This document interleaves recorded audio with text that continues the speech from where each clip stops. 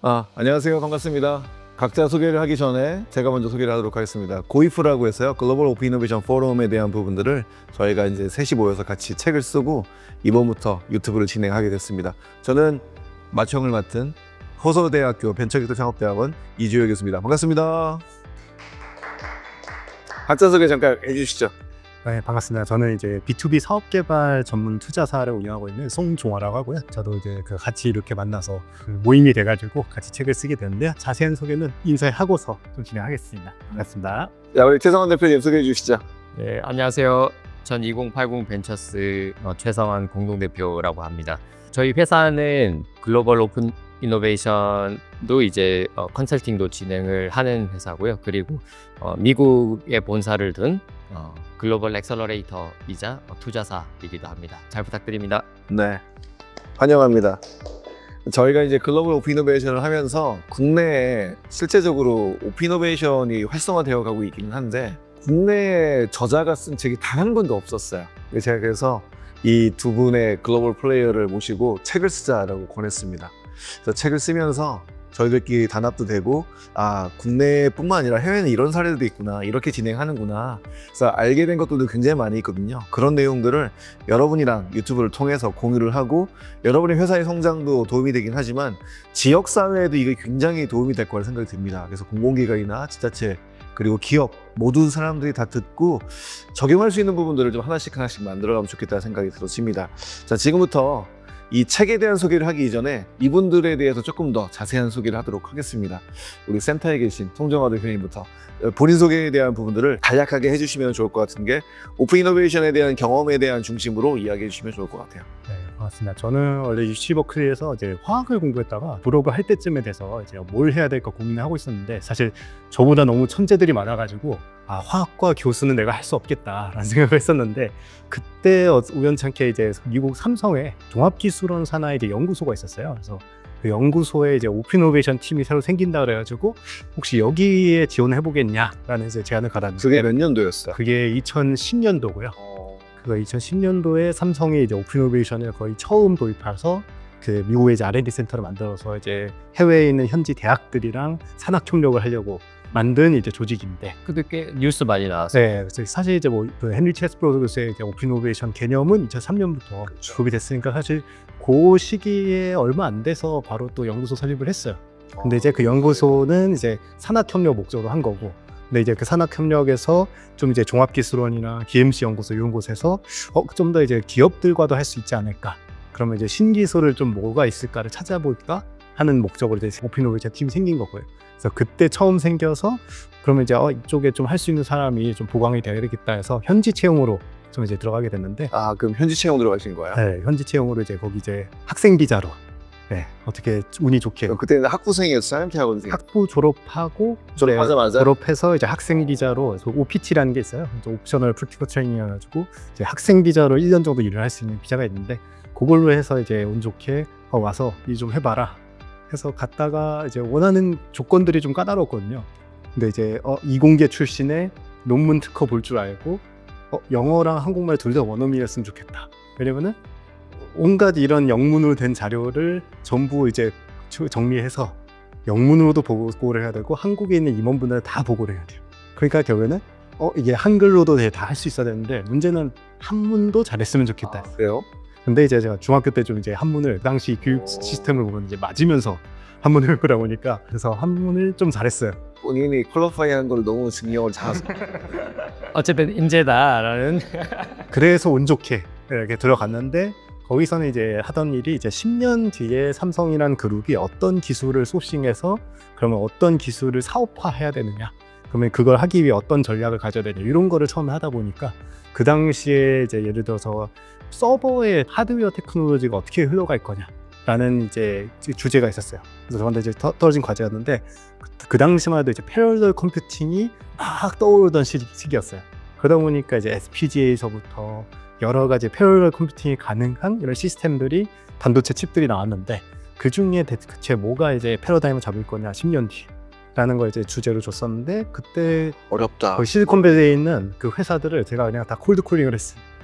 거기는 자이링스라던가 이런 회사에 그냥 콜드콜링 해가지고 그냥 질문 좀 하고 싶다 해서 그냥 찾아가고 그러면서 이제 인터뷰하는 내용을 바탕으로 제가 또 조사를 했더니 결국에는 패럴럴 컴퓨팅이 서버 시장에선 최고의 기술인데 이걸 제일 잘할 수 있는 시스템이 뭘까를 분석했더니 결국엔 GPU다 라는 결론을 내렸는데 그때 제가 주식 투자를 할 줄 알았으면은 그때 했었으면 봐요. 근데 저는 그때 투자를 몰랐고 주식 투자를 하기 위한 계좌를 열 줄도 몰랐고 그냥 막 학교 졸업한 미국에 학교니까. 있으면서 네. 솔직히 그 소셜 세큐리티 넘버도 없이 소셜 시큐리티 넘버를 받았어요. 아 그래요? 대학교 때 받았어요. 아십니다. 네, 근데 그래서 도서관에서 일을 하면서 그냥 일을 해야 되니까 그걸 이제 하기 위해서 소셜 시큐리티 넘버를 받았는데 근데 문제는 그걸 가지고도 주식을 할 생각을 못했다. 근데 그때도 쉽지는 않았어요. 지금은 이제 미국에 로빈 후드가 나와서 워낙 쉽게 할 수는 있지만은 그리고 그 당시만 해도 저는 이제 뱅크 오브 아메리카를 썼는데 뱅크 오브 아메리카로 이제 주식 거래하는 게 쉽진 않았어요. 그렇죠. 그래서 그냥 엄두도 못 냈어요. 그러고 있다가 이거 너무 재밌다, 신기술한 거. 그래서 그러면은 이런 거를 어떻게 하면은 좀 더 재밌게, 좀 더 공부를 할 수 있을까 고민했던 게 석사를 찾아봤는데 브라운의 이제 그 이노베이션 매니지먼트 앤 엔터프리너십, 우리나라 말로 하면은 그 혁신 경영과 그 기업가 정신이라는 이름의 1년짜리 석사가 있었어요. MBA는 아닌 건가요?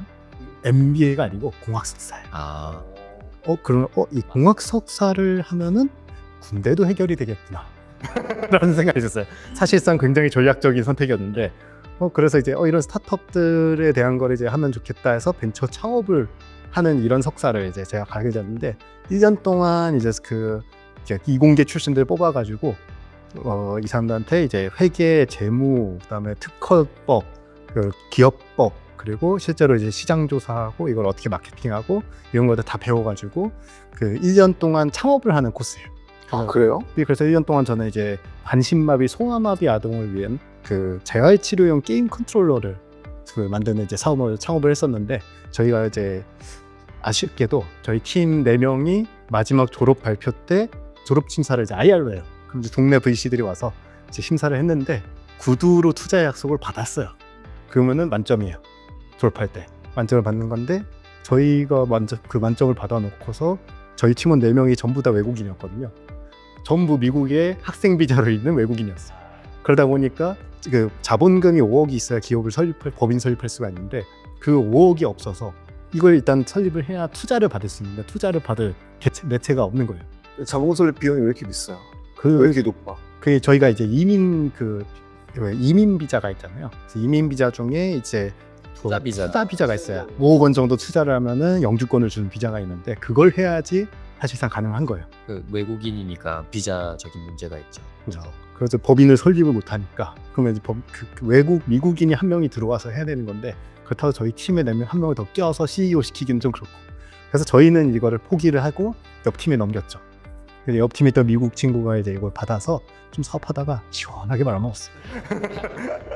여기서 궁금한 게 아까 삼성에 들어갔을 때 2010년도에 오픈이노베이션 삼성이 했다고 했는데 10년 후의 기술이나 10년을 사업화를 내다보고 하는 게 그게 종기원이 했던 거예요? 그럼 종합기술원이 이제 7년에서 10년 정도 되다 그다음에 이제 DMC 연구소라던가 이제 모바일 쪽의 연구소들 이런 데는 한 이제 3년에서 5년, 3년에서 5년. 5년에다 보고 각 사업부에서 이제 보는 또 이제 센터가 있어요. 그 연구소는 또 한 1년에서 3년 뒤에 이제 사업할 수 있는 것들.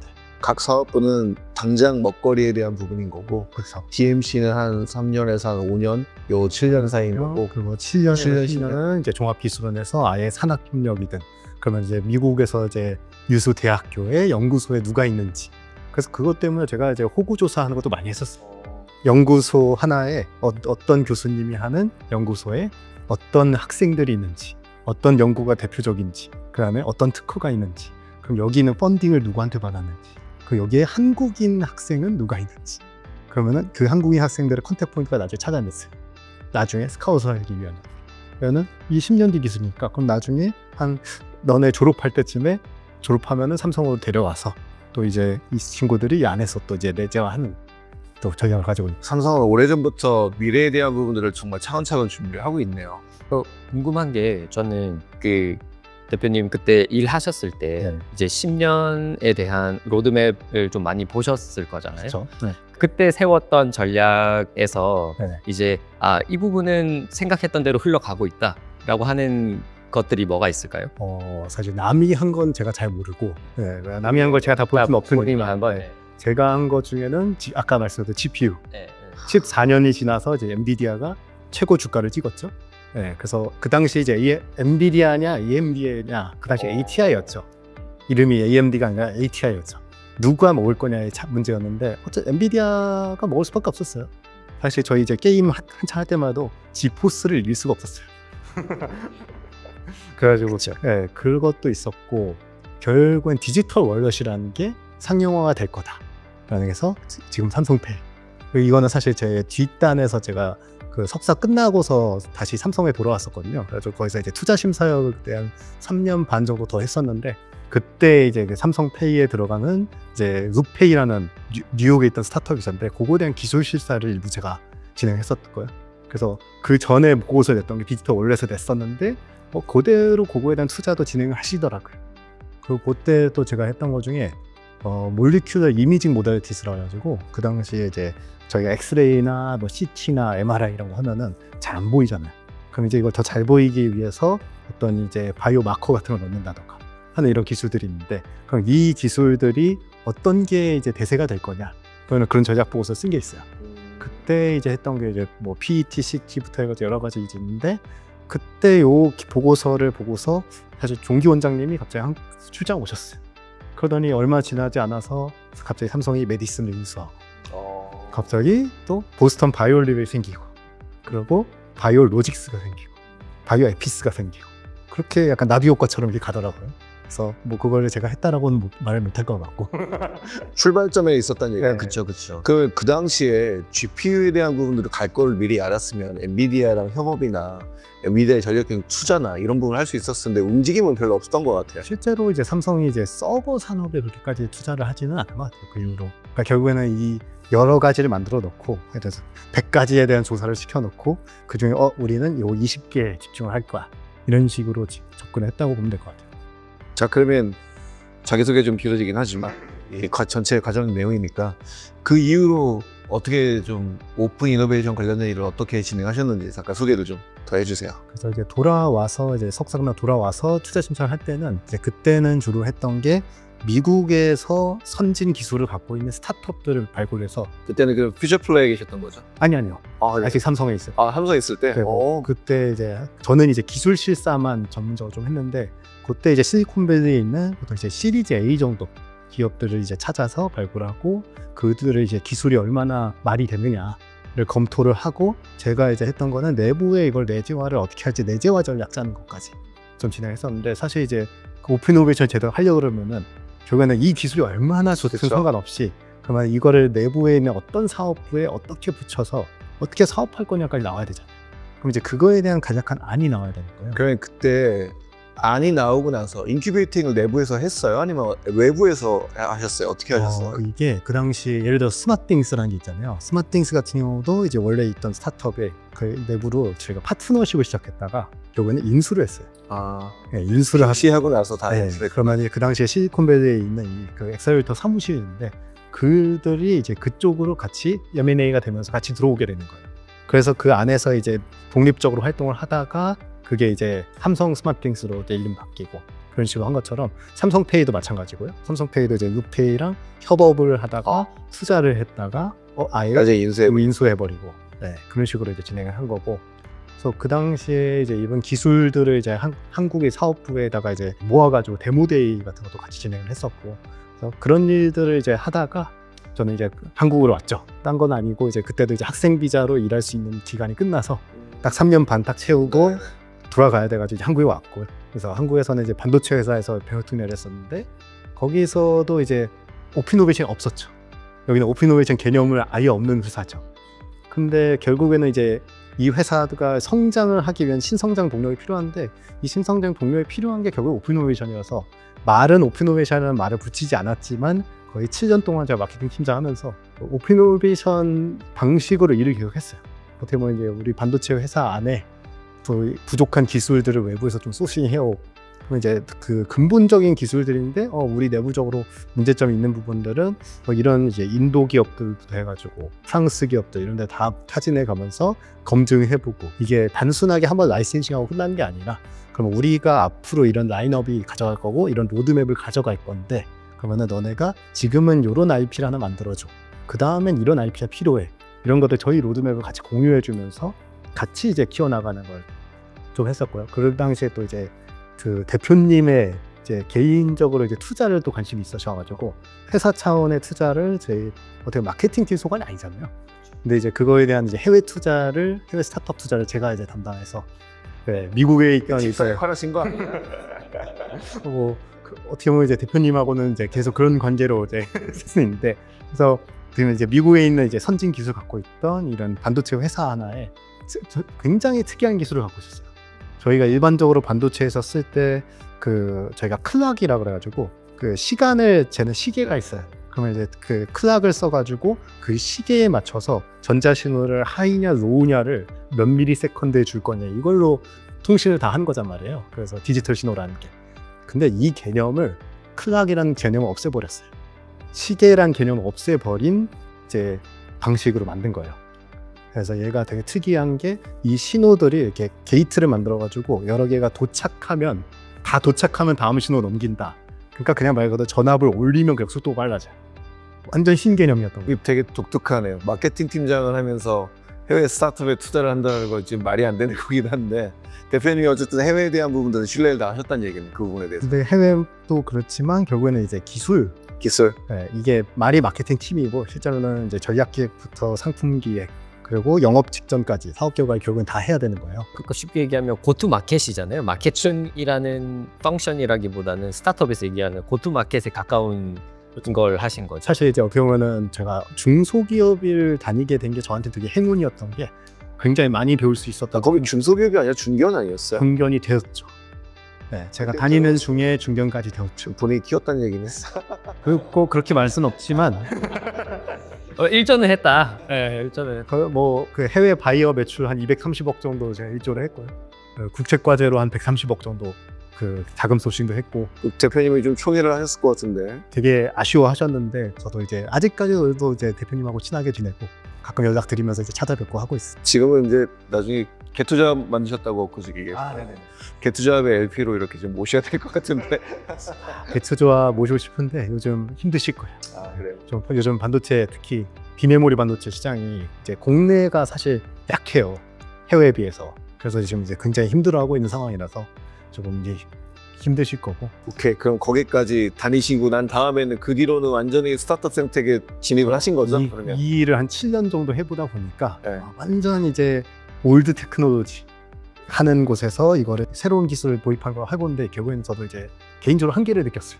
그때 그러면은 이 회사가 올드 패션이긴 하지만 새로운 기술들, 스타트업들이 갖고 있는 것들을 접목시켜서 뭔가 좀 이렇게 팬시하게 좀 바뀌어지고 좀 성장을 했나요? 그러면? 그게 결국에는 성장을 그걸 통해서 하지 못했어요. 아 그래요? 네, 그래서 사실 이제 어떻게 보면 정말 올드 패션드로 그 스타트업이라기보다는 어느 정도 이제 큰 기성 기업을 이제 인수합병을 해가지고 거의 그다음에 저 비슷한 규모거나 조금 더 작은 규모의 회사를 인수해서 많이 성장을 했고요.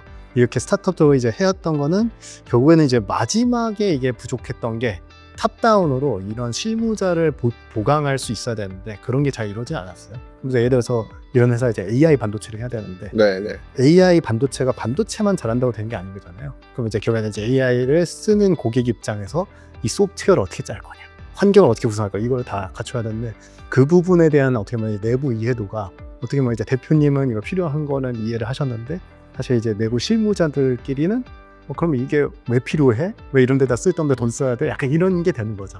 그래서 그러다 보니까 저도 이제 이 내부에서만의 힘으로는 오픈이노베이션 하기가 쉽지 않겠다. 그러다가 이제 제가 7년 정도 다니고 나서 이제 다시 신사업이든 이런 건 스타트업 생태계에 뛰어들고 싶다 해서 이직을 했는데 그 이직한 게 제 퓨처플레이였고요. 퓨처플레이. 네, 스타트업 엑셀레이터 퓨처플레이였고 네. 그 처음에는 제가 신사업 기획으로 지원했어요. 그래서 사실 제가 창업을 하고 싶어서 신사업 기획을 해서 그 안에서 스핀오프 되는 그런 사업을 만드는 걸 하고 싶었는데 면접을 보다가 사업 개발 해주면 안 돼요. 그래가지고 사업 개발이란 무엇일까요? 그래서 오픈 이노베이션이 필요한 이제 대기업 고객들이 이렇게 굉장히 많은데 그분들의 이제 그 어떻게 보면 이제 가려운 걸 좀 이제 컨설팅 좀 해드리면서 영업도 하고 그 다음에 이제 내부적으로는 돈 될 만한 사업을 계속해서 기획하고 개발하는 일을 해주셨으면 좋겠다. 그래서 저는 흔쾌히 오케이를 했고요. 그래서 숍스에서 한 2년 조금 안 되게 사업개발 팀장 하면서 이제 대기업 이제 경영진들, 중견기업 오너분들, 오너 자제분들 이렇게 자주 만나다 보니까 또 니즈들이 또 다양하게 있더라고요. 그래서 오픈 이노베이션에 대한 니즈도 있지만 사실상 그분들의 또 개인적인 또 니즈도 있어요. 근데 이제 저는 이제 오픈 이노베이션이라는 게 이렇게 어떤 형식적으로 회사가 이런 과제가 있고 이런 걸 이제 스타트업이나 이제 산학협력을 이렇게 해결하고 싶다도 있을 수 있겠지만 이분들 개인적인 가려움도 오픈 이노베이션 할 수 있다고 생각을 하거든요. 그 개인적인 가려움 예를 들면 어떤 것들이 어떻게 보면 이제 세무적인 문제도 있을 거예요. 그러니까 저희가 이제 맨날 스타트업만 생각을 하는데 사실 오픈 이노베이션을 회사 전체적으로 문제를 봤을 때는 회사가 진짜 세무적인 문제도 있을 거고 노무적인 문제도 있을 거고 아니면 진짜 회계적인 문제가 있을 수도 있고 아니면 진짜 국책 과제나 이런 걸 통해서 자금 조달을 하는 거에 대한 니즈가 있을 수도 있고 너무 니즈가 다양한 거예요. 그러다 보니까 이제 사람들 만나서 얘기를 하다 보니까 이분들이 오히려 저한테 부탁을 하는 게 이런 거 해줄 수 있어?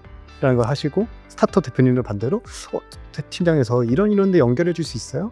그러면 저희가 이거 매출 이거 내면은 좀 이제 어떻게 같이 뭐 협업할 수 있지 않을까요? 많은데 저희 뭐 어쨌든 회사 KPI에 저희가 매출 시험하는 것도 안 되고 제가 그러면은 제 KPI에 들어가지 않고 그러면은 내가 뭘 해야 되지?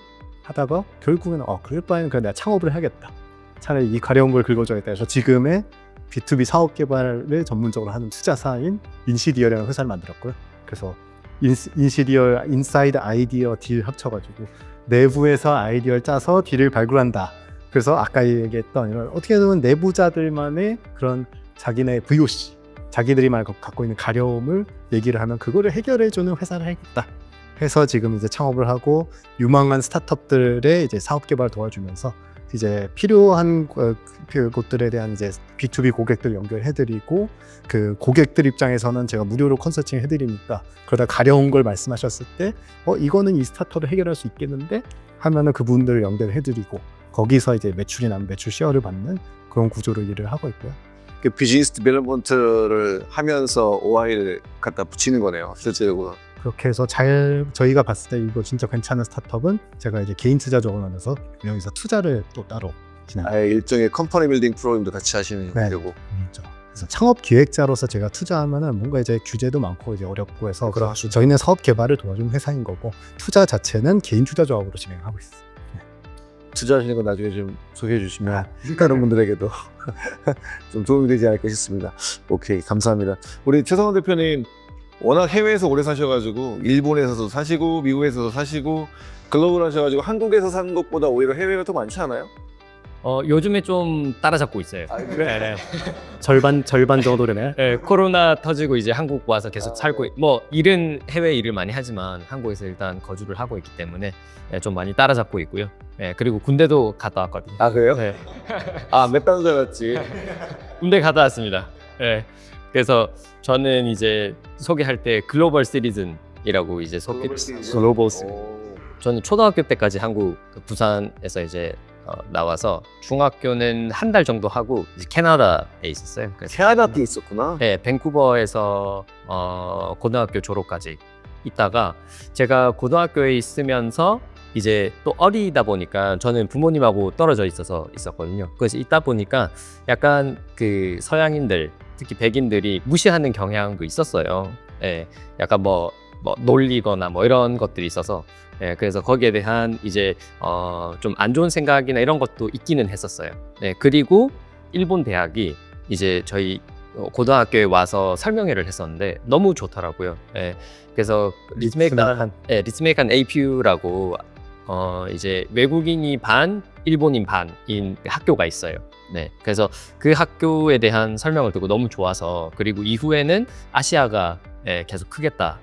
나는 또 그때 뉴스도 많이 나오고 했었어가지고. 그러면 캐나다에 있다가 고등학교 졸업하고 일본으로 대학을 가신 거예요? 네, 일본으로 대학을 왔어요. 그래서 일본에서 이제 대학을 졸업을 하고 저는 이제 문과 이어서 그 매니지먼트 쪽으로 이제 공부를 했었고, 그때부터 저는 계속 자기 사업을 하고 싶다는 생각을 하고 있긴 했어요. 네.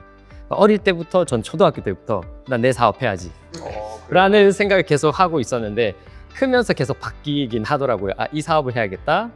특히 대학교 때는 할 수 있는 게 별로 없잖아요. 그리고 생각도 이제 매우 한정되어 있고 하다 보니까, 그래서 이런 걸 해야겠다 하면서 커리어를 쌓으면서 계속 바뀌어 와서 지금의 투자 쪽이나 엑셀러레이팅 쪽으로 하게 됐지만은, 처음에는 약간 C금융, 카페 이런 쪽으로만 생각을 처음엔 했었죠, 대학교 때는. 욕심쟁이셨. 이 어렸을 때부터 사업을 생각하는 우리 친구들이 별로 없는데 어떻게 그런 계기가 있었어요? 저는 어릴 때부터 왠지 모르게 그냥 부자가 되고 싶다는 꿈을 가지고 있어요. 꿈이라고 하기보다는 목표. 대부분의 사업가들은 욕망이 있다. 맞아요. 한국을 보면 숨기기는 하는데, 뭐 그게 솔직히 원래의 그 그렇죠. 욕망 중에 하나니까. 네. 저는 어릴 때부터 부자가 되고 싶었고, 그 방법은 이제 사업가이다라고 생각을 했었어요. 네. 그리고 캐나다에 처음에 갈 때 아버지랑 같이 갔었는데, 아버지가 이제 해외 갈 때 그 디클래레이션 종이 적잖아요. 이제 직업이 뭐냐 이걸 적는데, 아버지가 비즈니스맨이라고 적으시는 걸 보고 너 멋있는데 라는 그런 생각도 초등학교 때 이제 중학교 올라갔을 때 들어서 약간 거기에 대한 생각이 계속 있었던 것 같아요. 그러죠. 근데 아직 안트로프너를 모르셨네. 그렇죠. 그때는 막 IT 버블이 막 터졌을 때죠. 제가 2000년도에 캐나다를 갔으니까. 그래서 그런 걸 또 어리니까 모르니까 그냥 이제 사업을 계속 해야겠다라는 생각을 하고, 이제 매니지먼트 쪽으로도 제가 갔던 이유가 학사를 갔던 이유가 그런 쪽이고요. 그럼 일본에 가서 그 학교에서는 그럼 수업이 영어였나 보네요. 일본어가 아니었나 보네요. 저희 학교는 좀 특이한 게 이제 외국에 좀 많이 포커스가 맞춰져 있어서 입학이 3월과 9월이에요. 그리고 저는 이제 9월 달에 이제 입학을 했고, 베이스가 일본어 베이스, 영어 베이스를 선택을 할 수가 있어요. 처음에 들어갈 때. 그래서 저는 이제 영어 베이스로 들어가서 어느 정도 레벨이 돼야 졸업을 할 수가 있어서, 일본어가 자기가 들어갔던 베이스 언어의 반대 언어가, 그래서 이제 일본어도 어느 정도 해야 되는 좀 환경인 거죠. 그렇게 해서 학교 일본은 또 3학년 때부터 그 취업 활동을 하거든요. 그게 약간 일본의 문화예요. 그래서 한 3학년 말이나 아니면 4학년 초쯤 되면 전부 다 내정을 다들 받은 상태예요.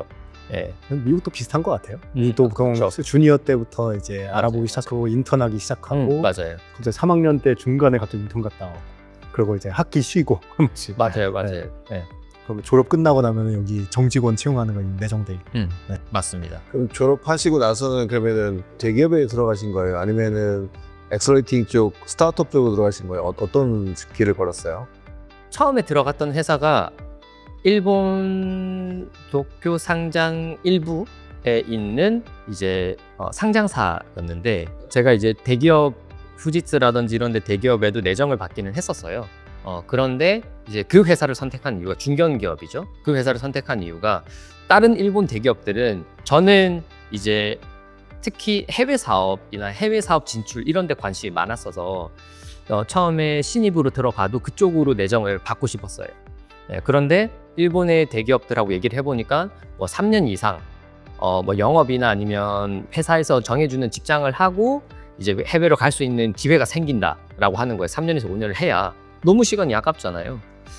이거는 아닌 것 같고, 이 회사는 들어가자마자 이제 해외 관련된 사업을 할 수 있다라고 해서 제가 이 회사를 선택해서 들어갔는데, 그래도 역시 일본 회사여서 그런지 매우 딱딱하고 보수적이고. 보수적이고, 그리고 이렇게 저희가 그 입사식을 하잖아요. 그러면 이사님들, 대표님들 이렇게 앉아서 막 한마디씩 하는 걸 하는데, 전 여기에서 머리가 띵했던 게 이시노 우에데모 3년이라는 얘기가 있어요. 이게 무슨 말이냐면, 돌 위에서라도 3년은 있어야 된다 라는 얘기가 있었고, 그리고 부모랑 상사는 고를 수가 없다 라는 얘기를 하더라고요.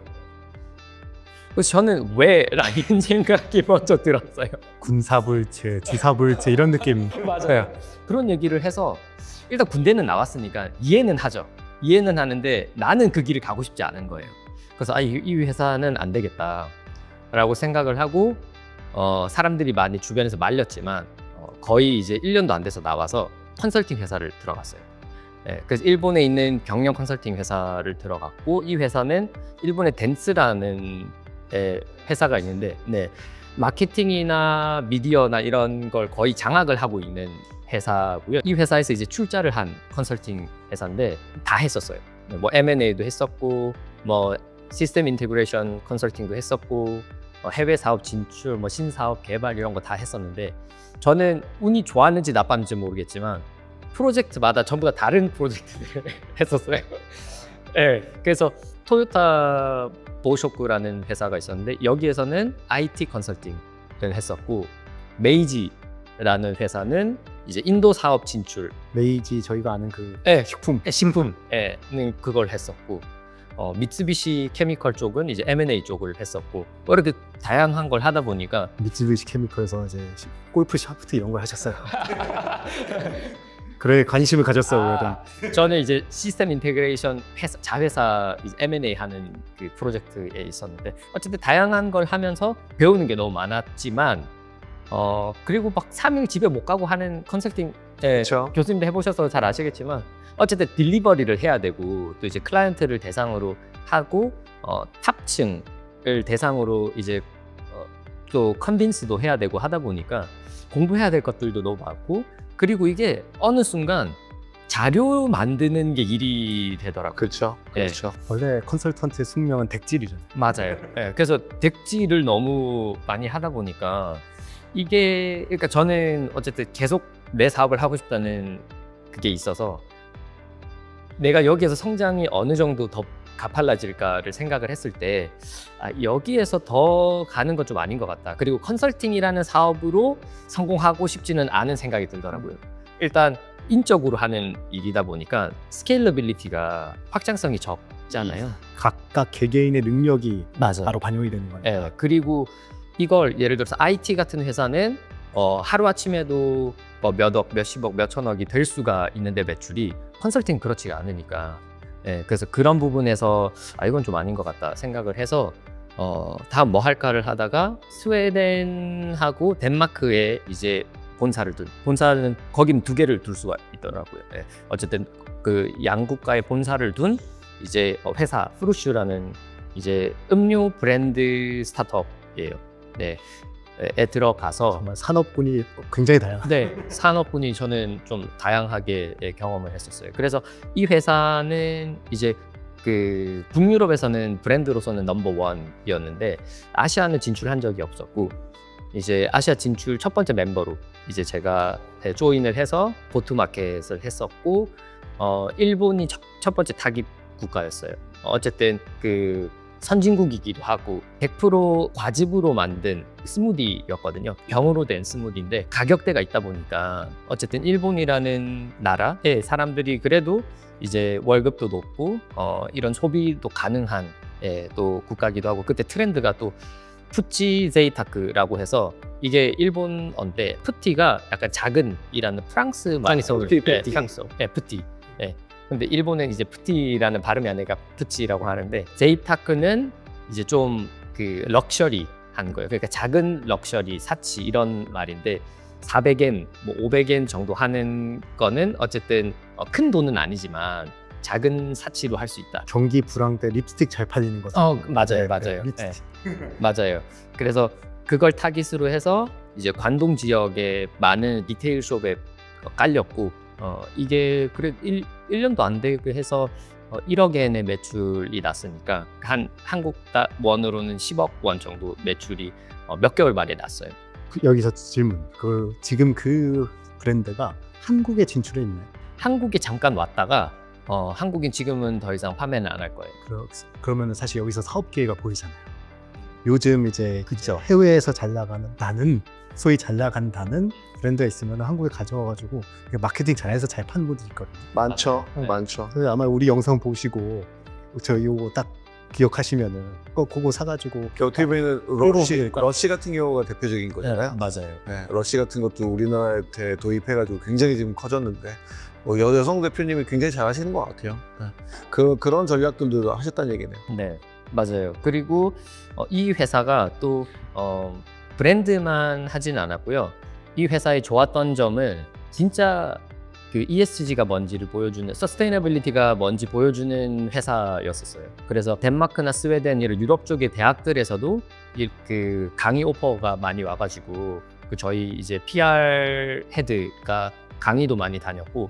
그 컨설팅 회사가 그런 활동을 많이 했다는 얘기인 거예요? 아니요, 그러면? 그 프루슈라는 오케이. 스웨덴의 그 스타트업이. 유럽의 회사니까. 네, 그리고 저는 이때 이게 서스테이너빌리티구나라는 게 이제 개념이 완전히 잡혔었어요. 그래서 지금 보면은 이제 한국에서 서스테이너빌리티나 아니면 뭐 임팩트다 하는 사업들을 보면 실질적으로 대상이 되는 분들에게 이제 그 직접 돈을 지원을 해준다거나 하는 경우가 좀 많아요. 예를 들어서 신발 토즈, 뭐 지금은 망했지만, 아니면 와비 파커라든지 안경, 뭐 하버드 출신들이었나요? 가 만든 이제 그런 안경이라든지 그런 애들은 하나를 팔면 하나를 기부한다라는 형식이었어요. 그건 절대 서스테이너빌리티 하지 않아요.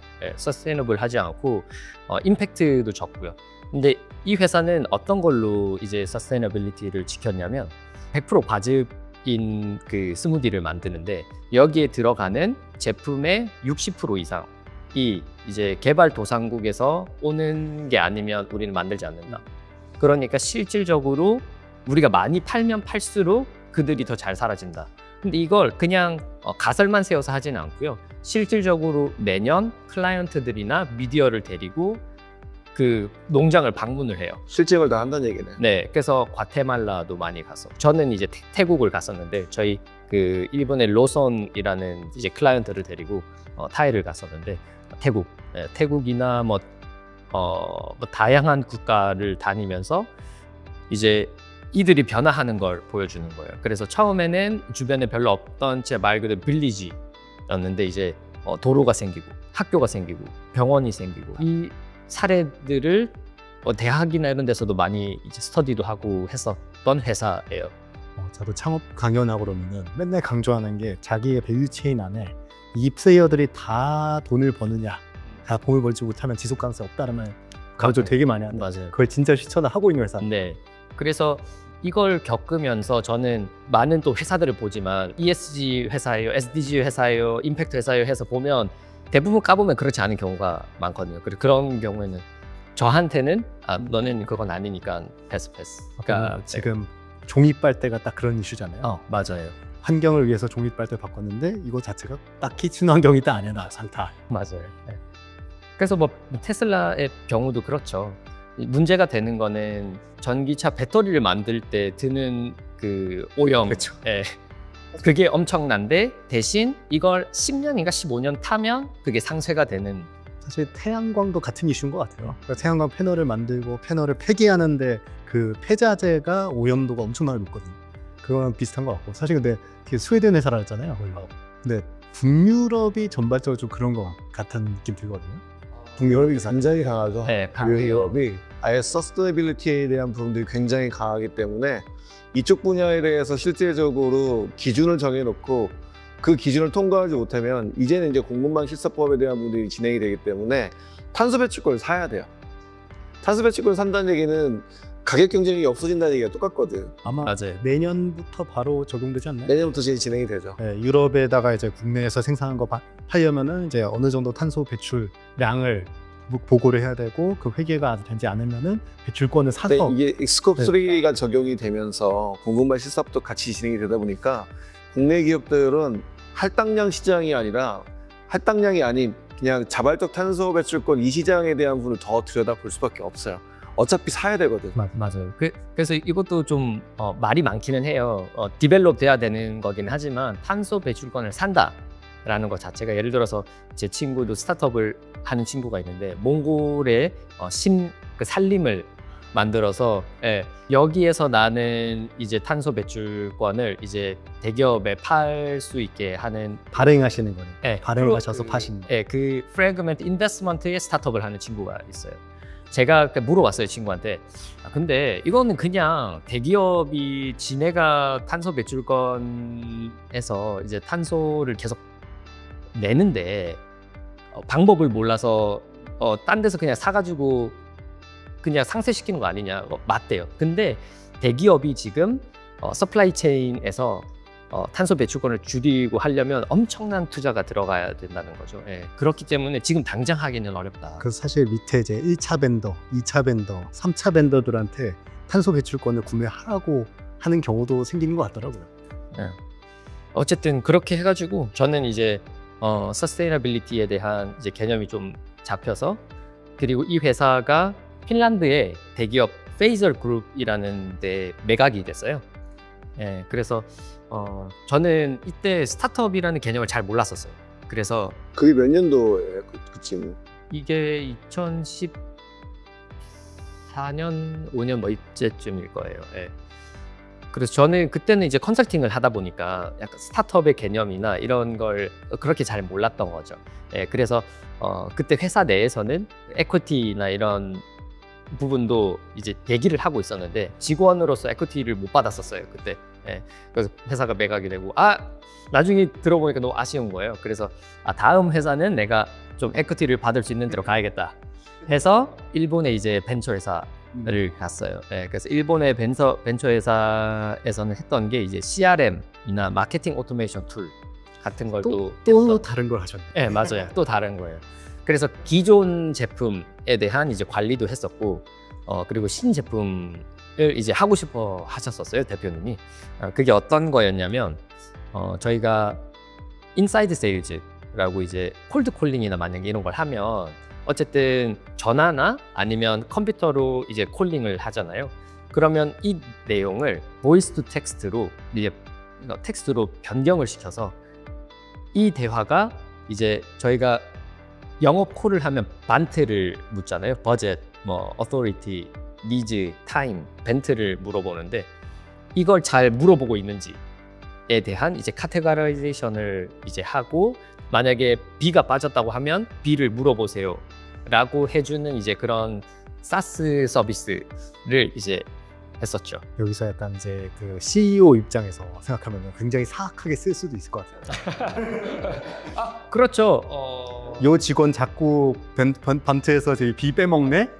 맞아요. 그러니까 이게 왜 또 중요하냐면 특히 인사이드 세일즈라는 게 한국에선 그리고 일본에서도 아직 많이 자리 잡히진 않았어요. 개념이 약간 마케팅 콜센터 같은 느낌으로 아직 많이 자리 잡혀 있긴 하거든요. 근데 해외에선 진짜 많이 하고 이걸 세일즈의 한 종류로 이제 보고 많이들 하긴 하거든요. 콜센터가 옛날에는 프로핏 센터가 아니라 코스트 센터였거든요. 그렇죠, 그렇죠. 코스트를 쓰는 센터에서 이제 프로핏 창출할 센터로 지금 시프트를 시키고 있는데, 이 해외에서는 그게 좀 빨리 있었던 거긴 하죠. 맞아요. 국내에서는 아직까지는 그렇게까지는 아직 안 되고 있는 것 같다 생각이 들긴 하거든요. 네. 그걸 이제 2014년, 15년쯤 했다고 그러면 되게 빨리 시작을 한 거야. 맞아요. 그래서 AI도 이때는 나온 게 별로 없었어요. 거의 없었죠. 네. 특히 보이스 투 텍스트라는 그거는 사실 제일 어려울 네. 거잖아요. 사실 TTS보다 어려운 게 STT거든. 맞아요. 그래서 이 STT를 일본에 있는 회사 거도 테스트를 했었고, IBM 왓슨이라든지 뭐 다양한 걸 테스트를 했었는데 결국 우리가 고른 건 IBM 왓슨이었어요. 그래요? 네, 그래서 IBM 왓슨 팀하고 대표님이 또 IBM 출신이기도 하셨었고, 팔은 안으로 굽는 거. 안으로 굽더라고요. 그래서 어쨌든 그 솔루션을 활용을 해서 서비스가 만들어졌고, 소프트뱅크랑 구글 재팬에 이제 론칭을 했었고요. 그러면서 회사가 일본에서 이제 상장을 했었어요. 마더스에. 네, 그렇게 하면서 제 첫 번째 이제 엑시스로 버는 계기가 됐었죠. RSU로 받으셨어요? 아니면 스톡 옵션으로 받으셨어요? 스톡 옵션으로. 스톡 옵션. 그럼 또 베스팅 하신다고 네, 맞아요. 또 버텼겠네. 네, 그래서 1년 정도는 가지고 있었던 것 같아요. 네, 다 파셨어요? 다 팔았죠. 네, 그리고 이것도 운이 좋았던 게 제가 일본에 있으면서 코로나가 터졌잖아요. 근데 이 서비스 자체가 약간 DX 쪽 관련된 제품이다 보니까 주가가 또 올랐어요. 그래서 이때다 하고 다 팔았죠, 한 번에. 그 이후에는 어떻게 돼요? 그 이번에 아직 체크 안 해요. 체크 안 해. 팔았는데 뭐 관심이 와요. 맞아요.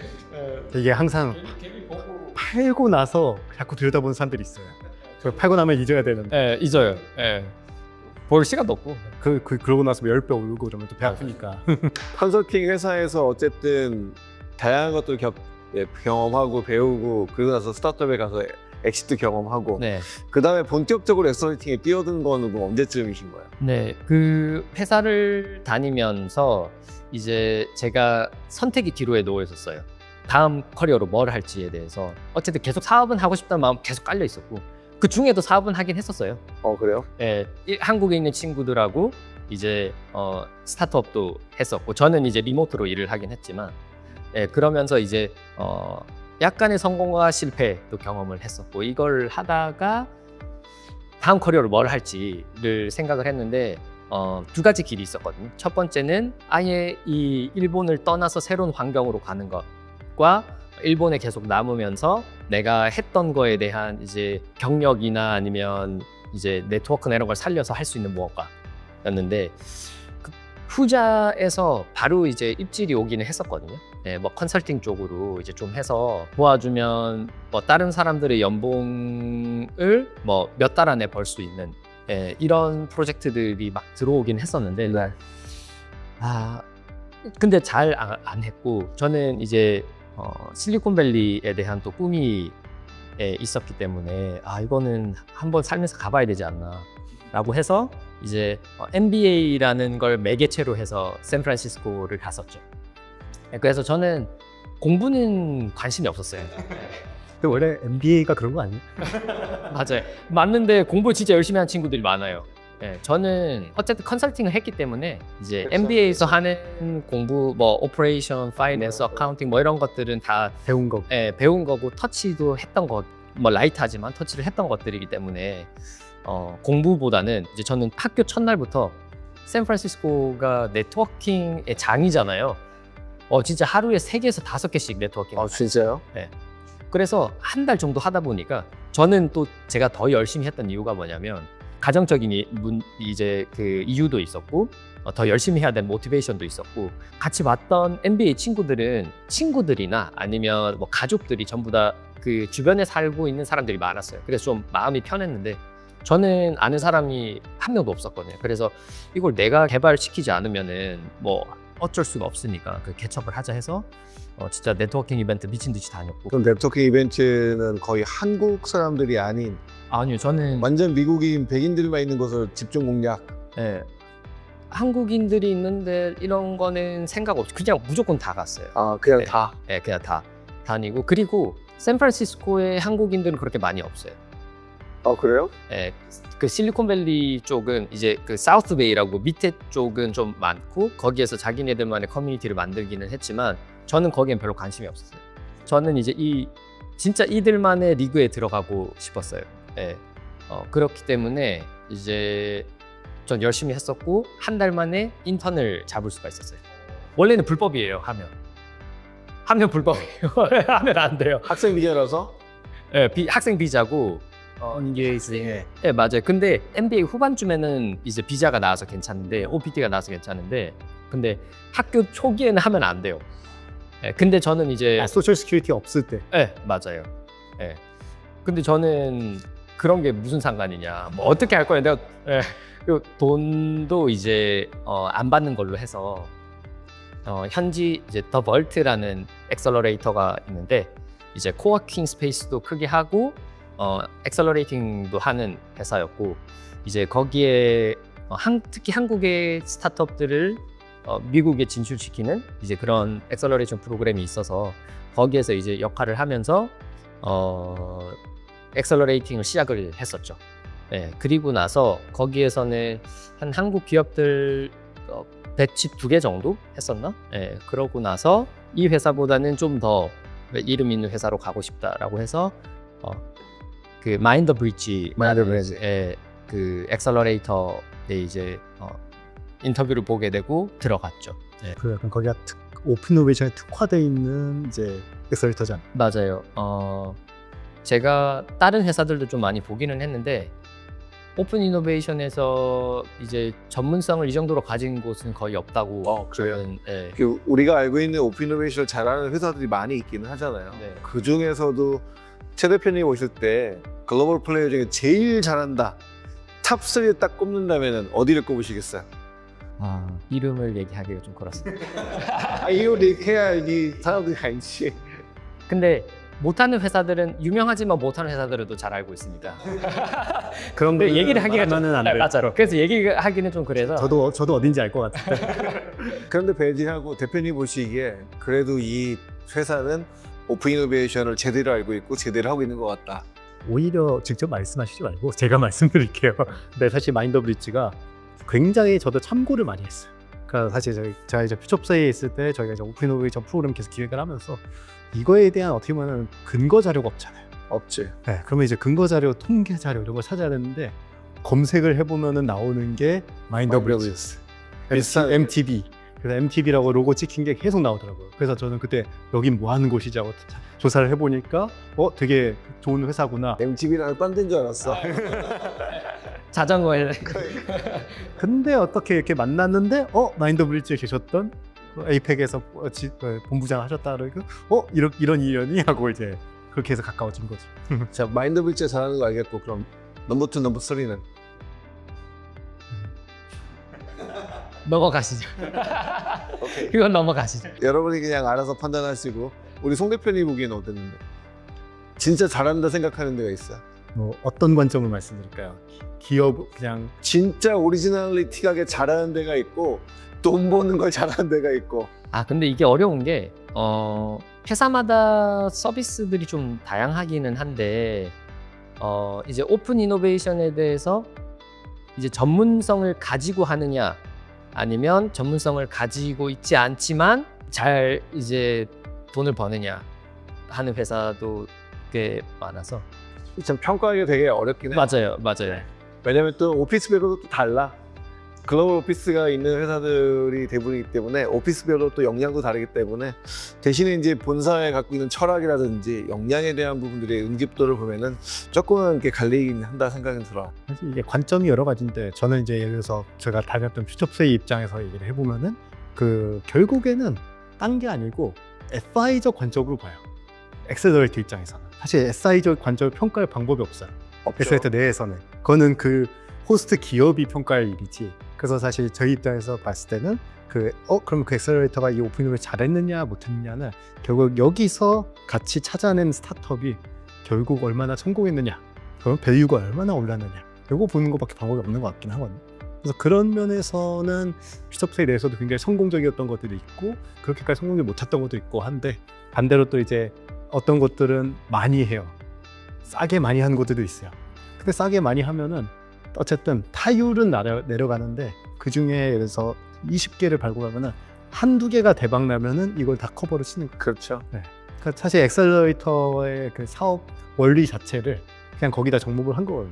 그럼 이 호스트 오픈이노베이션 기업 입장에서도 그럼 우리 10개 할게. 그래서 10개를 선발해버려서 돈을 조금씩 넣는 대신에 그냥 많이 뿌리는 거죠. 그럼 뿌린 거 중에 하나 잘 되면 그래 너네 우리 편 하고 이제 같이 그 다음 단계로 넘어가면 되는 거니까 그렇게 하는 전략도 있는 거고 진짜 코어를 3개, 5개만 뽑아서 정말 여기는 무조건 키운다 하는 경우도 있을 거고 그래서 평가하기가 굉장히 어려운 것 같아요. 마인더브릿지 계시면서 가장 기억에 남고 인상적이었던 거 딱 하나만 꼽는다면 업무적으로요?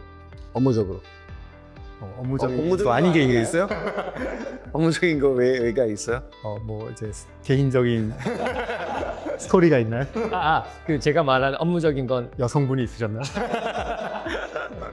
스타트업적인 쪽인가 아니면 대기업적인 쪽인가? 왜냐하면 저희가 포함해서요.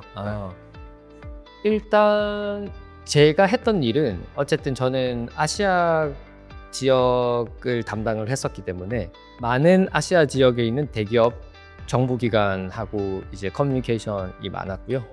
네, 그게 실리콘밸리에 있을 때 특히 실리콘밸리는 많은 곳에서 오잖아요. 네, 와서 진짜 다 모여서 있으니까 누구든 만나기 좋았는데 이제 코로나 터지고 한국으로 가겠다라고 해서 오면서 이제 좀 퍼지기는 했지만은 제가 생각나는 경우는 이제 마인더브릿지라는 회사가 특히 뭐 아시아 지역과 한국 특히에서 아는 사람이 없었어요. 처음에 왔을 때. 네. 처음에 마인더브릿지예요라고 명함을 주면 MTB 무슨 자전거 회사인가요? 라는 질문을 받았었고 또 한국에서 제가 있지는 않았다 보니까 한국이긴 하지만 이제 그런 문을 여는 거에서 좀 힘듦이 많았는데 저 처음에 뭐까지 했었냐면 그 센터들 많잖아요. 정부에서 운영하는 센터들 들어가서 그냥 명함 줘요. 안녕하세요. 마인드브리지 하고 주고 뭐 그리고 그런 것 같은데. 그리고 장관의 뭐 그 뭐죠? 목소리 뭐 이런 데다가 나 여기 출신이 뭐 이런 건데 한국에 콜드메일 하는 것처럼. 네 맞아요. 그래서 아까 말씀하시던 돌방이라고 하거든요. 대한민국에서는 돌방. 돌방 그 도어나르에서 방문하는 것도 있고 네. 그냥 돌진해서 방문한다. 뭐 이런 거거든요. 네.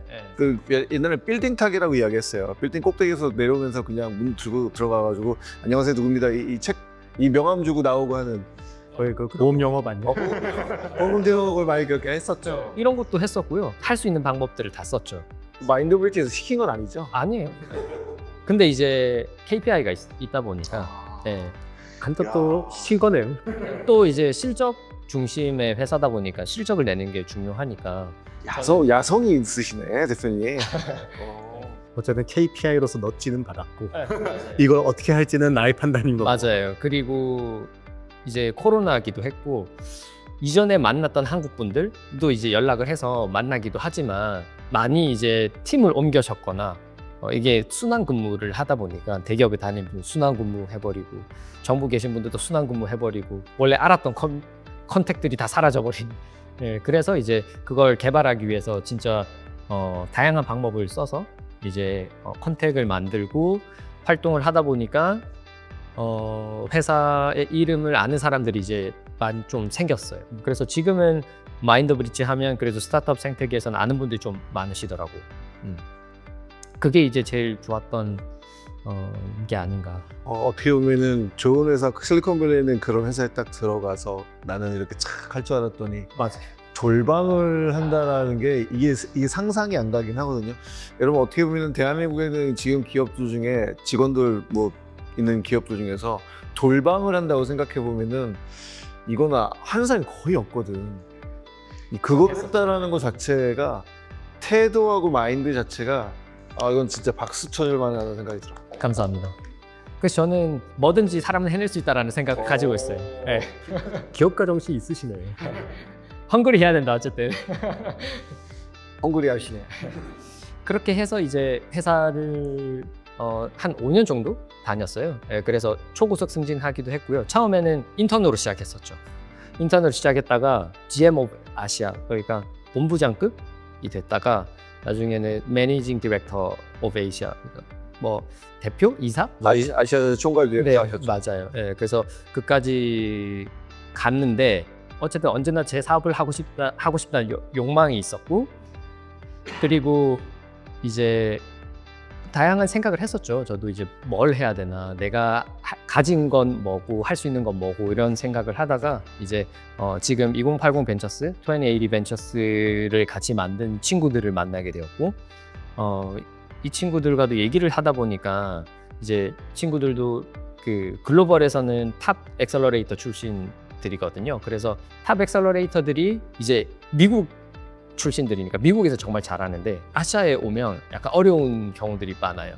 네, 그래서 왜 그런지를 얘기를 하다 보고, 자 그러면 이걸 이제 이들은 하지를 않을 테니까 계속 얘기를 해 오기도 했었고 바뀌질 않으니까 자꾸 우리가 하자 라고 해서 좀 더 이제 로컬, 그러니까 뭐 한국이나 일본, 지금 일본 프로그램도 저희가 하고 있지만 일본, 뭐 인도, 뭐 다양한 국가, 이제 혁신으로 이머징하는 국가들의 이제 스타트업들을 좀 더 현지에 맞춰서 우리가 이해를 하고 그들에게 맞는 이제 해외 진출 액셀러레이션 프로그램을 좀 진행을 하자라고 해서, 쉽게 얘기하면 글로벌 액셀러레이터들은 로컬라이즈가 안 되고 로컬 액셀러레이터들은 글로벌화가 안 되니까 우리가 이 중간에서 이제 갭을 메우자라고 해서 이제 회사를 만들었죠.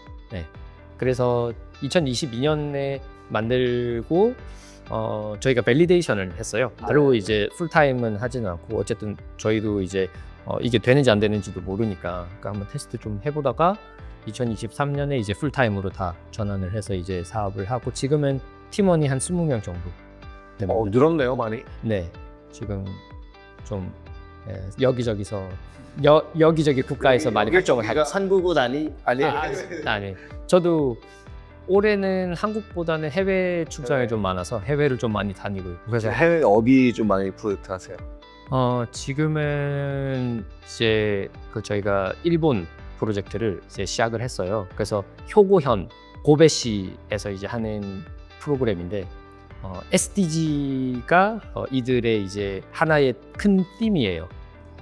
예, 그래서 일본에 있는 이제 SDG 관련된 스타트업들을 해외 진출시키는 것을 하고 있고, 그리고 관련된 해외 스타트업을 일본으로 진출시키는 일을 하는데 한 몇 년 동안 해온 프로젝트거든요. 근데 인바운드 하는 경우에는 이제 스타트업을 이전에는 먼저 셀렉팅을 하고 일본 기업을 이제 매칭을 시켜주는 걸 했었어요. 근데 이거는 실적이 안 나거든요. 그래서 저희가 이번에는 이제 방법을 바꿔서 그 일본 대기업들한테 니즈를 먼저 히어링을 해서 우리가 스카우팅을 해주는 방식으로 하자 해서 이제 지금 막 하고 있어요. 네, 일본의 대기업들이 갖고 있는 페인 포인트를 쭉 리스트업한 다음에 네네. 이거를 해결할 수 있는 국내 일본 스타트업과 해외 스타트업들을 실제로 매칭시키는 그런 형태로 한다는 얘기죠. 맞습니다. 국내에도 그런 일들을 좀 가능할 수 있을 것 같긴 한데 국내는 이걸 뭐라고 설명을 드려야 될지. 일본에 어쨌든 이 대기업들이 갖고 있는 페인 포인트를 우리나라 한국 스타트업이 실제로 해결할 수도 있긴 하잖아요. 그렇죠. 일단 그 일본에 있는 니즈 히어링을 하고 나서 글로벌 이제 저희가 스카우팅을 할 거니까 물론 그 네트워크에 한국 스타트업들 들어오겠죠, 당연히. 그 부분은 무조건 해야죠. 제가 몇 개 좀 소개를 해드리도록 하겠습니다. 감사합니다. 제가 투자하고 컴퍼니를 하게 된 회사가 있어가지고 일본 진출을 하고 싶긴 하는데 대기업이 어떤 페인 포인트가 있는지 잘 모르니까 그 페인 포인트를 좀 알려주시면 매칭 시킬 수 있도록 좀 해주세요. 저희가 얘기하고 있는 기업들에 제가 또 히어링을 들어가서 정리를 하고 있어요. 그러니까 오픈 이노베이션이라는 게 이제 스코업이 크면 오픈 이노베이션을 좀 안 해본 회사들 이거든요. 너무 보러가면은 네. 이게 뾰족해질 수가 없어요. 네, 맞아요. 그래서 저희가 지금 히어링 하고 있는 회사들은 진짜 좀 뾰족한 거라서 진짜 디테일해요. 예를 들어서 어떤 회사인지 말씀드릴 수 없지만 만약에 그 댐 있잖아요. 이 댐을 수명을 어떻게 측정하는 소프트웨어나 하드웨어라든지 진짜 뾰족해요. 이런 회사들이 좀 많아서 나중에 정리가 되면 나중에 보내주십시오. 보내드리겠습니다. 재밌을 것 같습니다. 재밌어요. 일본 굉장히 의지가 명확하네. 정말 명확해. 물론 안 그런 회사도 있는데 그런 회사가 저희한테 좀 많이 좀 전에 얘기해도 정말 좋았던 게 이제 저는 학교에 있다 보니까 ICPBL이라고 인더스트리 커플드 프로블럼 베이스 러닝을 많이 하거든요. 다시 말하면 지역사회가 안고 있는 문제에 대한 부분들을 실질적으로 리스트업을 쫙 해야 돼요. 리스트업을 해서 이거를 SDGs의 17가지 카테고리 169개 과제를 매핑을 시켜놔야 돼요. 그럼 이게 뱅크가 되면 프로블럼 뱅크가 되는 거지. 그 지역사회가 안고 있는 이 뱅크 리스트 안에서 몇 개씩을 뽑아가지고 이번 연도는, 이번 분기는 또는 이번 반기는 요 문제를 해결할 수 있는 스타트업들을 좀 와주세요 라고 하면은 요 문제를 실제적으로 해결할 수 있는 스타트업들이 와서 해커톤을 같이 할 수도 있고 이거 난상토론을 할 수 있고 매칭시켜서 뭔가 같이 할 수 있거든요. 그런 형태로 가다 보면은 SDGs에 대한 부분들이 자연스럽게 해결될 수 있어요. 그럼 지역사회가 바뀌는 것들을 비프하고 애프터를 볼 수가 있고 그렇게 대한민국이 가야 되는데 아직 그런 시점은 별로 없어서 지금 제가 오픈 이노베이션 우리가 하면서 지역사회, 지역경제를 활성화시키는 방법 중에 하나로 저희가 ICPBL에 대한 부분들을 가지고 하려고 지금 생각하고 있거든요. 그런 관점에서 일본하고 또는 다른 나라, 미국이나 뭐 중국이나 다른 유럽 이런 나라들이 어떻게 하고 있는가를 계속 좀 소개해 주시면은 훨씬 더 좋지 않을까 생각이 듭니다. 네, 그렇죠. 특히 정부도 이 정부 기관들도 해외에서는 오픈 이노베이션들도 많이 하니까 관련된 이제 사례 같은 것도 좀 공유하면 좋을 것 같네요. 자, 궁금한 게 여기서 정부 기관 얘기하셨으니까 일본의 정부 기관은 오픈 이노베이션에 대해서 어느 정도 수준으로 알고 있는 것 같으세요? 제가 모든 걸 알진 못하지만 제가 이제 본 바로는 빠르게 러닝이 일어난다라는 걸 느꼈고 특히 이제 고베시가 한 8년인가 9년 전부터 시작을 그렇게 오래전부터? 네, 이게 좀 일본에서 일찍 시작한 편이거든요. 오픈 이노베이션은? 오픈 이노베이션 관련된 이제 업무들 이제 스타트업 지원도 그렇고 오픈 이노베이션 관련된 생각보다 내용- 빠르네요. 네, 빨라요. 그래서 특히 이제 있는 그 공무원들하고 별정직 분들이 정말 열정적이세요. 저는 놀랬던 게 저희가 지금 프로젝트를 같이 하고 있는데 이분들 열정이 그러니까 한국에서는 저희가 이제 정부기관 분들하고 일을 하면 행정적인 부분만 네. 이제 보시는데 거기는 진짜 같이 움직이세요. 그래서 같이 이제 스타트업하고 얘기한데도 들어와서 하고 스타트업 소개도 해주고 대기업 소개도 해주고 대기업하고 같이 미팅하는데도 같이 들어가고 그리고 이제 자기네들이 봤을 때 우리 현이나 시에 필요한 공공기관하고 맞는 부분이 있으면 거기도 바로 연결하고 네, 정말 열정적이세요. 어떻게 보면 그 동기부여되는 요소가 뭘까요? 이게 동기부여가 되는 요소는 잘 모르겠지만 약간 그 일본인들은 또 선 넘는 걸 안 좋아하잖아요. 네, 그래서 선을 최대한 안 넘으려고 하다 보니까 자기네들이 할 수 있는 한에서 최대한 열심히 하는 것 같아요. 약간 사명감이나 뭐 이런 것도 있어 보여요, 진짜.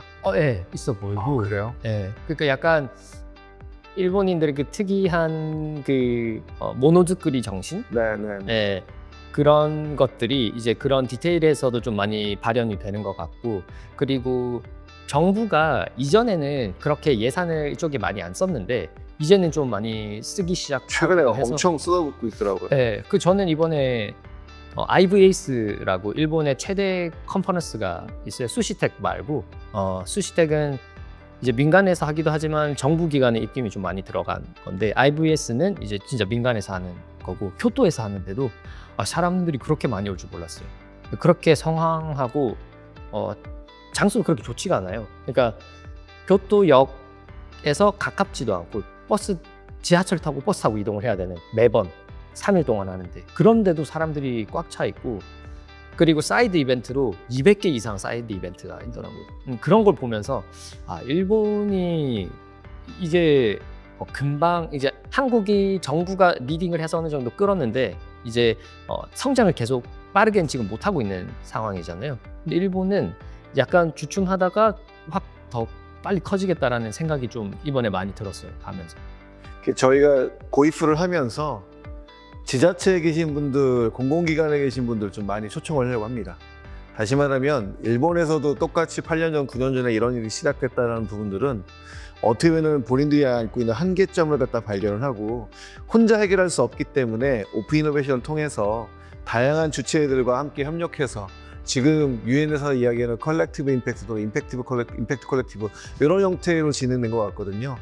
그런 내용들을 실제로 사례도 좀 저희가 뭐 접할 수 있는 기회가 될 수 있을 것 같고 지자체에서 그런 고민을 앓고 있다, 공공기관이 그런 고민을 앓고 있다, 아니 기업이 그런 고민을 앓고 있다 그러면은 저희 프로에 나와주셔서 같이 이야기하고 난상 토론하고 문제에 대한 부분의 해결점을 같이 찾아갈 수 있는 그런 방향에서는 더 좋지 않을까 생각이 듭니다. 오늘 두 분만 소개했는데 제 소개는 나중에 하도록 하겠습니다. 저는 좀 시크릿하기 때문에 네, 처음부터 다 이렇게 알려주면 안 되기 때문에 하나하나 나눠서 풀어가면 좋을 것 같다 생각이 들어집니다.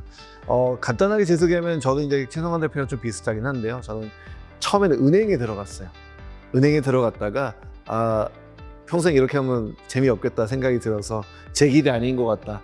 딱 3년 만에 그만뒀습니다. 제가 97년도에 들어갔거든요. 그래도 3년 있으셔서 3년은 다였어요. 돌비에서 3년이라 3년은 다 돼야 좀 퇴직금이 나올 것 같아서. 자, 전국의 은행원분들 뭐 재미없다는 거 아닙니다. 본인한테. 네, 저한테는 별로 이게 재미가 의미와 재미가 되게 중요한데 재미는 있었는데 저한테 의미가 있지 않아서 제가 진짜 하고 싶었던 일이 아니었기 때문에 그 뒤로 이제 대학원에 들어가서 공부를 했는데 저는 국제학을 공부했거든요. 국제, 지역학, 뭐 통상, 경제, 정책 이런 걸 공부해 너무 재밌는 거예요. 너무 재밌어가지고 맨날 밤새서 공부하다가 이게 내 길인 것 같다라고 생각해서 이쪽을 계속 공부하다가 병역 컨설팅이 궁금해졌어요. 왜냐면 제가 좋아하는 한 사람이 아쇼카 재단을 만든 빌 드레이튼이라는 사람이 있어요. 아쇼카 재단은 체인지 메이커, 세상을 바꾸는 체인지 메이커를 만들겠다라고 해서 설립된 비영리 재단이거든요. 근데 그 아쇼카 재단을 만든 사람이 맥킨지의 컨설턴트 출신이에요. 그래서 컨설팅 회사가 뭐 하는 회사인 거지? 경영 컨설팅이 너무 궁금한 거야. 그래서 딴 데 합격했는데도 불구하고 그냥 맥킨지 같은 그런 경영 컨설팅 회사에 들어갔죠. 갔는데 일이 너무 빡센데 재밌는 거예요. 일이 빡센데 다양한 것들을 경험할 수 있고, 제일 좋았던 건 아마 최성원 대표님도 마찬가지지만 나보다 똑똑한 사람 만날 수 있어. 나보다 훨씬 똑똑하고 정말 와, 내가 저런 사람이랑 같이 일을 해? 저런 사람하고 같이 일을 하면서 이렇게 배울 수 있단 말이야. 그게 정말 좋았고요. 두 번째, 하고 싶은 거를 기획하면서 뭐든지 해볼 수 있다. 이런 부분들이 제일 강점이었던 것 같아요. 너무 좋았던 것 같아요. 그래서 밤을 거의 패듯이 일을 하긴 했는데 너무 즐거웠던 것 같습니다. 그 일을 갖다가 지금도 이제 대기업들 자문을 하면서 하고 있기는 한데, 옛날같이 보고서 쓴 일을 하진 않아요. 저한테 보고서라 하시면 안 돼요. 나이가 좀 있고 이제 교수이기 때문에 보고서라기보다는 이제 실질적으로 업무가 돌아가고 실행이 되어지고 혁신이 되어져서 성과 창출하는 중심으로 이 내용들을 갖다 계속 진행했던 것 같아요. 가장 기억에 남는 거는 성장 전략이에요. 기업의 미래 성장 전략을 짜다 보니까 오픈 이노베이션을 할 수밖에 없어요. 내부에 있는 인력이 좀 죄송스럽긴 하지만 혁신적이냐? 그렇지 않거든요. 저도 내부에 딱 조직원으로 있었을 때는 주어진 일을 열심히 했던 사람이지, 미래를 내다보면서 그 기업의 막 미래의 모습을 막 디자인하고 혁신적으로 막 접해가지고 야, 이렇게 만들면 좋지 않을까? 저렇게 만들면 좋지 않을까? 이렇게 생각해 본 적이 없어요. 이노베이티브하지 않다라는 부분들을 우리가 어느 정도는 수긍할 수밖에 없다 생각은 들거든요. 그래서 혁신적인 부분들을 미래 성장 동력을 발굴하기 위해서는 외부에 있는 사람들, 외부에 있는 기술들, 외부에 있는 그런 지식들을 갖다가 융합시킬 수밖에 없겠다 생각이 들어서 20년도 더 됐죠. 컨설팅 회사에 있으면서 성장 전략에 대한 부분과 마케팅 역, 세일즈 쪽을 굉장히 많이 공부를 많이 했었어요. 그래서 이쪽 분야를 계속 이제 자문을 하다 보니까 오픈 이노베이션의 첫 사례를 발견하게 된 게 헨리 체스브로가 책을 썼던 그 P&G 사건이에요. P&G, C&D에 대한 부분, 그건 C&D가 크리에이티브가 아니라 커넥트거든요. 커넥트 앤 디벨롭먼트예요. 연결해서 뭔가 새로운 something new를 만들어낸다는 그런 관점이었는데, 그걸 이제 개방의 혁신이라고 헨리 체스브로 교수가 이야기를 했던 거죠. 그렇게 이제 제 커리어가 진행이 되면서 지금까지 왔던 거고요. 컨설팅 하다가 우연찮게 대한민국에서 스타트업을 지원한다, 멘토링을 해달라 요청이 온 거예요. 그래서 서울시 청년 창업 평가, 그다음에 부산시 청년 창업 평가를 13년 전인가? 2010년, 11년쯤에 컨설팅 회사에 있을 때 그 의뢰를 받아서 제가 시작을 했어요. 근데 보니까 95%가 망하는 거야. 괜찮은 기업인데 왜 이렇게 망하지? 망하는 걸 보니까 생태계가 일단 없다. 그리고 투자에 대한 부분들을 받는 게 굉장히 어렵다. 그리고 자기들끼리 싸워서 망하는 경우도 굉장히 많았어요. 팀빌딩이 안 된 거죠. 그런 내용들을 보면서 대기업만 하다 보니까 이쪽을 하는데 너무 다이나믹하고, 여기는 한마디 하면 그 다음날 바뀌어 있어. 대기업은 한마디 하면은 쥐가 뭔데 약간 이런 게 있잖아요. 대기업은 바뀌기가 너무 어렵거든요. 근데 스타트업은 다이내믹하게 바뀌는 내용들을 보다 보니까 이게 너무 재밌어서 이쪽으로 계속 시프트하고 공부하다 보니까 지금까지 40개 넘게 투자를 하게 된 거예요. 그래서 펀드도 만들고 학교에서 학생들도 가르치고 컴퍼니 빌딩도 하면서 오픈 이노베이션을 자연스럽게 접한 게 아닌가 생각이 듭니다. 그리고 대기업들 오픈 이노베이션 자문도 하고 계시잖아요. 지금 하고 있죠. 지금 하고 있는데 회사를 밝혀도 되나요? 다 아시는 회사는 세라젬이라는 회사에 오픈 이노베이션 자문하고 있고요. 그다음에 지금 LG전자 같은 경우에는 한국영업본부죠. 한영본을 가르치면서 오래됐습니다. 벌써 한영본 한지는 18년째. LG전자 한국영업본부하고 18년째 제가 지금 같이 일을 하고 있고, 제가 얼마 전에도 강의를 갔다 왔거든요. 뭐 KT도 했었고, 한솔그룹에 한솔제지도 했었고, 이수그룹도 했었고 많이 했었죠. 근데 중요한 거는 지속성이 굉장히 중요한 것 같아요. 그 방향성과 지속성, 이 두 가지가 뚝심을 갖고 진행을 하다 보면은 성과는 반드시 난다. 그래서 1, 2년 할 거 생각하시고 오픈 이노베이션 하는 거라면은 안 하시는 게 나을 것 같다 생각이 듭니다. 성장 전략, 우리 미래의 먹거리를 만들고 기업을 갖다 혁신적으로 바꾸고 기업 가치를 높이는 것. 주주들한테도 기업 가치 높이는 게 되게 중요하잖아요. 미래 가치가 없으면 주가는 안 올라가거든요. 무언가 심리적인 기대 요소가 있어야 되는데 뭐 한대, 뭐 준비하고 있대, 이런 걸 하고 있대라고 하면은 기대 심리가 있어서라도 올라가거든요. 근데 아무것도 안 하고 있으면 주가는 그냥 떨어집니다. 올라갈 리가 없어요. 그래서 기업 가치를 높이는 방향으로도 실제적으로 이런 활동들을 하는 게 필요하지 않을까 생각이 들어집니다. 그리고 원래 이제 회사라는 곳은 지속 성장을 해야 되잖아요. 그럼요. 왜냐면은 이제 물가는 지속적으로 오를 건데 계속 물가가 오르는데 회사가 성장을 못하고 역성장하거나 정체돼 있으면은 역성장인 거예요. 그렇죠. 네, 이 물가를 따라가면서 경제 성장을 못 따라가는 거기 때문에 그래서 이거보다 무조건 더 성장을 해야 되는 게 기본인 거죠. 맞습니다. 우리가 오픈 이노베이션 해야 될 이유가 지속 성장의 기회를 같이 하기 위해서인데요. 딱 두 가지예요, 크게는. 매출을 높이거나 비용을 줄이거나. 경영은 딱 두 가지거든요. 매출을 높이는 전략, 그리고 그러면서 비용을 낮추는 거. 근데 이게 아이러니한 거죠. 이걸 모순이라고 해요. 돈을 안 쓰면서 비용을 줄이면서 실제로 매출을 높이라고 하니까, 근데 매출 높이려면 돈 써야 되거든요. 투자를 해야죠. 투자를 해야 되거든요. 근데 비용을 줄이고 매출을 높이라니까 이 모순된 상황을 돌파하기 위해서 필요한 게 전략이거든요. 그 전략 중에 하나가 오픈 이노베이션이다라고 여러분 이해하시면 더 좋지 않을까 생각이 듭니다. 자, 오늘은 저희가 여기까지 진행을 하고 다음에 만날 때에는 좀 더 재밌는 내용으로 여러분하고 인사를 나누도록 하겠습니다. 그때 제 시크릿한 이야기도 같이 좀 풀어보도록 하겠습니다. 자, 고이프하고 인사할까요? 자, 고이프 다음에 봬요, 고이프 이렇게. 자, 다음에 뵙겠습니다. 고이프 안녕. 거의 안녕.